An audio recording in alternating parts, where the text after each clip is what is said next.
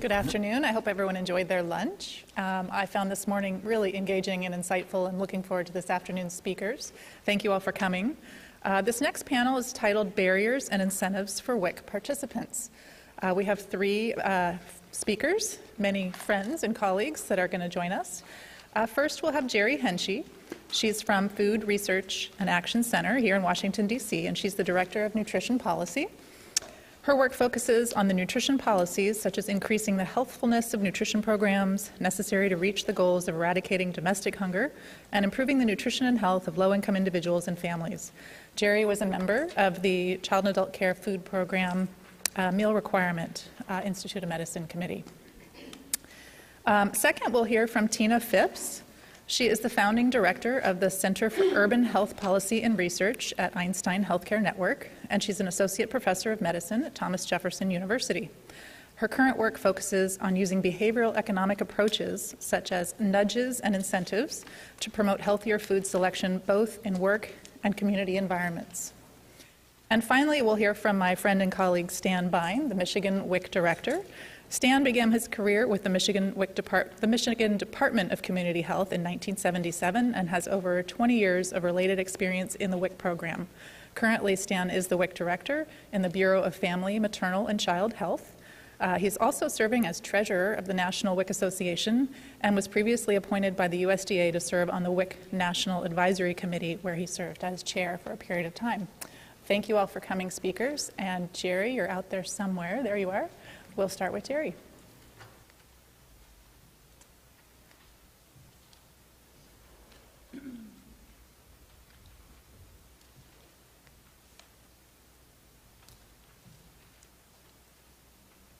Well, thank you. I'm really happy to be here today to get to talk to the IOM committee to review the WIC food package.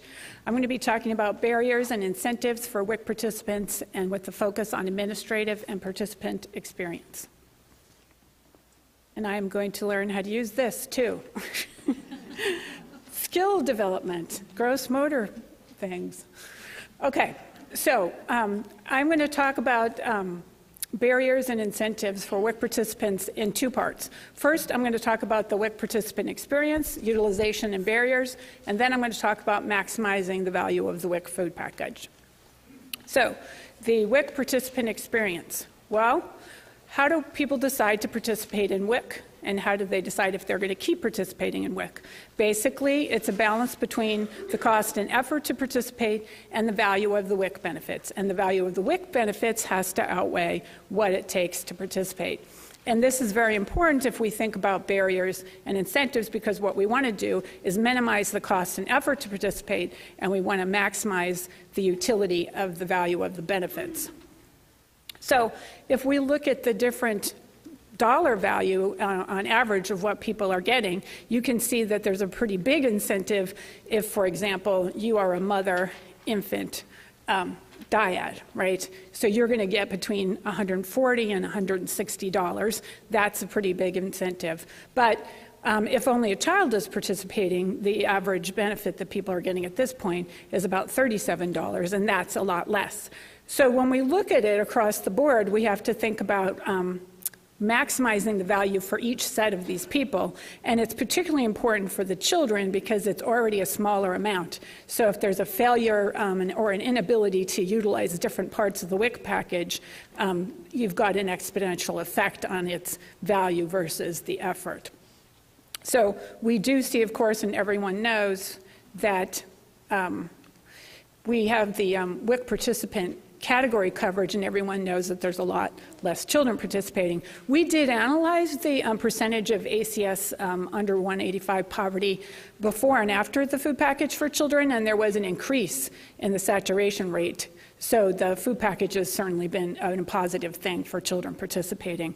But what we're going to look at here today are sort of the barriers and incentives around these packages and how we can make sure that we maximize the benefits.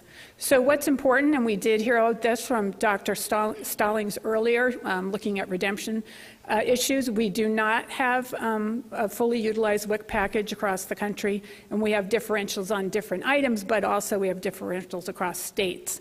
And the negative consequences of this are a reduced nutritional impact, but also we lose participants in the WIC program. And so not only do they lose access to the food package, but they lose access to the support and training and technical assistance that's offered through WIC. So I wanted to just look briefly at the, some of the redemption data for the cash value vouchers, fruit and vegetables, and this fits in nicely, I think, with the review that Dr. Stallings had. So if we look at the cash value voucher redemptions, we see very significant differences across states and regions. And so in terms of implementation of this valuable new option, I think there's some work to be done. California has high redemption rates, 95%. The National WIC Association state and ITO survey showed a mean of 79%, and then a study that looked at a sample in Wisconsin had only 45% fully utilizing and 23% didn't use it at all. So you can imagine that when this happens, it makes the value of the WIC package lowered, and then you've got this issue of this balance. People are going to participate or they're not, and also it's not really meeting the nutritional impact that was planned. So I'm going to talk a little bit about the WIC experience and the barriers. These are things that I have gleaned through surveys and focus groups both before and after the new WIC package. These, of course, are not barriers encountered by all participants, but they are barriers encountered by some. So I've split them up between access and choice and shopping and checkout. So in access and choice, one of the barriers is a limited number of WIC stores, so that increases the effort, the time, and the travel. And one of the other barriers is that stores offer a limited selection of WIC foods, or they often run out, they have poor quality WIC foods, or they have high prices for their fruits and vegetables. Now, this is something that you see in the mid or smaller stores, right? You don't see that in the big stores. So, but it certainly is a significant barrier for some people. And the other is that there are instances where the states overly restrict choice, so the food package actually is narrowed. So let's move to the shopping and checkout, which of course a pleasant shopping and checkout experience is essential. And there are a number of things that have been identified as barriers. Participants who can't easily identify the WIC-eligible foods, poorly trained staff who can't provide assistance, the need to weigh fresh produce and calculate cost, participant errors, and misinformed or worried checkout staff creating embarrassment and stigma. And over we see this where the participants do not want to be embarrassed when they're checking out, because nobody does, right? It's like having the spotlight on you. It's also like why people don't like public speaking. So let's move now to maximizing the value of the WIC food package and look at what are some ways to overcome those barriers, reduce the effort cost, and maximize the food package. So again, I'm looking at access and choice and shopping and checkout. So we want to maximize the WIC food package because it is incentivizing WIC participation and achieving the full nutritional impact. First thing we're going to look at is access and choice. So access to WIC stores. We want to ensure an adequate number of authorized WIC stores that are in convenient locations because people have to carry back a lot of food. And in fact, when Dr. Stallings was talking about the jarred baby food, that's one of the things I've heard is that people like it, but if they're on the bus, they have trouble carrying it back. And if they have to go long distances, it's an issue. So you see this interface between the value of something and the effort when there are barriers. And then also the issue of underserved areas that really just don't have a lot of stores, and so how do you deal with the stores that are there? So because I'm being asked to look at administrative and participant experiences, from an administrative point of view, WIC state agencies have a number of options which they've employed effectively in some states and areas. They can have appropriate vendor selection criteria, they can lift unnecessary vendor moratoriums, have timely and practical authorization process, and strong vendor training, oversight, and monitoring.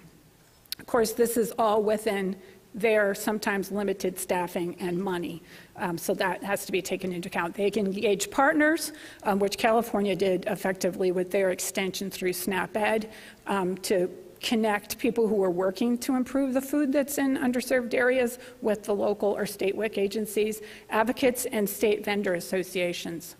One way, which in fact the committee could recommend this if they want to to incentivize existing and new stores in low-income communities would be to say, if you receive public funds to improve your store or to make your new store, it's conditioned on your being willing to be a WIC store if you can be approved. So I think from incentivizing point of view, that could be a change. So if you're going to get healthy food financing, you have to agree that you're going to apply to be a WIC store, and then the state can decide. Another thing I think in terms of access to stores that could be definitely maximized and the committee should focus on is the fact that the Farm Bill changed the vendor rules for type A smaller stores. And I remember before that Efren gave a great presentation, not today, and maybe he'll do it later today, about the shift to these kind of, the grocery store is in the CVS or the grocery store is in the gas station. That's this kind of situation. And they are now going to have many more varieties of staple foods and other foods. And USDA is going to put a rule out about this. They haven't done it yet. But this is really an opportunity, I think, to think about those small stores having more capacity and what they could do with the current WIC food package or future one. So next, let's talk about maximizing the WIC food package and choice. Choice is important. The main controls on choice at this point in terms of maximizing choice and protecting value are the state WIC rules, right? So the food package rules and the vendor rules. So in terms of the state WIC food package rules, we want to maximize food choices and allow client options. In terms of the state WIC vendor rules, we want to require quality and selection, minimum stocking requirements, but also oversight and fair prices for fruits and vegetables. And here I think, and the switch to the new food package, which is great and has been a great success, and I have a great handout on that, really. It's been wonderful, so congratulations to everyone who had a part in that. But I think part of what people are still trying to figure out is when you go from really seriously controlled commodities like milk, cheese, juice, and you go into produce and bread, which are not as seriously controlled, how do you control for quality? And if you go from an assigned quantity to a cash value voucher, how do you protect the value of that? And those are things that I think some states have been able to move on more than others. And it's going to be important in terms of utilizing this package and the next one. So here are some things that I think are important for the WIC food package rules. You want to maximize food options and choice, and that means providing a selection of options for each category, like bread and cheese, because the participants say, well, I want to try to find the one that meets the nutrition specs, but also my kids are going to eat. So that's what you hear as feedback. And so states who are providing a selection, I think that is more helpful. Allow fresh, frozen, canned fruits and vegetables. There was an intricate proposal within Time for a Change, which got translated into this option. I actually think that the states which allow all three, that reduces a barrier for some people. It's true that participants prefer fresh, and from the New York pilot into any look into it in all the states, they prefer fresh, but it is also true that sometimes they need to get a bargain and make it stretch, or sometimes, as the Oregon State WIC people told me, they really like frozen berries. So I think there's a lot of opportunities there. Balance cost containment with retaining choice and containing complexity. When I was worked at the WIC, in Texas, that was when we first started doing cost containment. So there was generic milk. So we said, you can only buy generic milk. Well, the markets figured that out, and they raised the prices on their generic milk. So then it had to go to least cost milk, and that worked out. But when you start containing all the selections and all the on everything, it can be more difficult. It makes it harder to shop. It makes it harder to choose what people want. And it sets WIC up occasionally for that sort of thing where it's identified as the WIC food and the price goes up. So I think that's important. And then adopt appropriate cultural food options, which I think the last Time for a Change set of recommendations as they were translated did a good job on the cultural food options. They've been a great success, and I think the states have done a very good job on implementing them. So maximize the value of the WIC food package. Let's look at shopping and checkout, the ease of use. So, of course, as I said before, we're looking at both the ability to maximize the WIC food package, but also the amount of effort it costs someone to get it. And so having a pleasant and stress-free and embarrassment-free experience when you're shopping and checking out is of critical importance. So the federal policy will streamline WIC transaction by requiring EBT by 2020.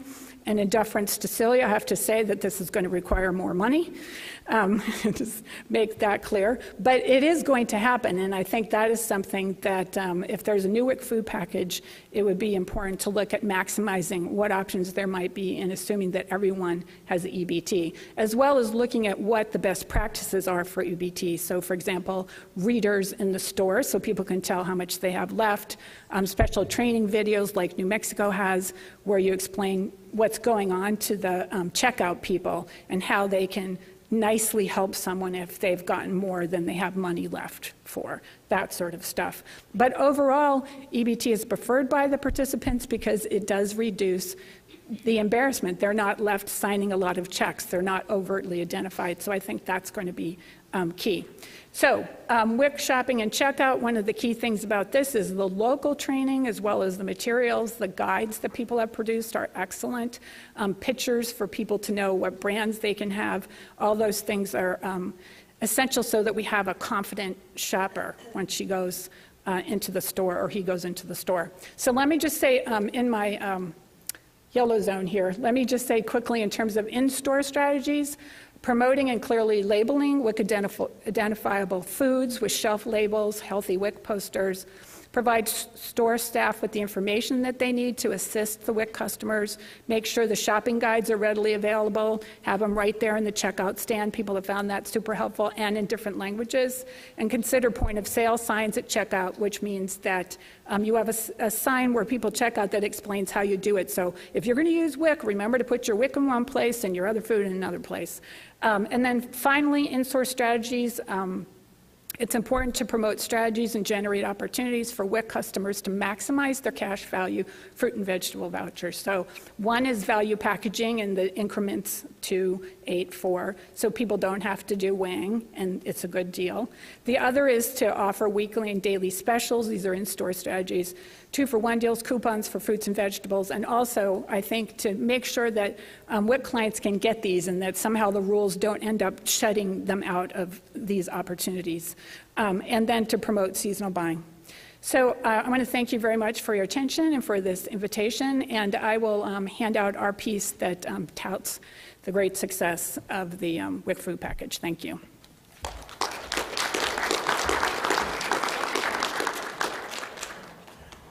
What clarifying questions do you have, committee and staff? Okay, thank you.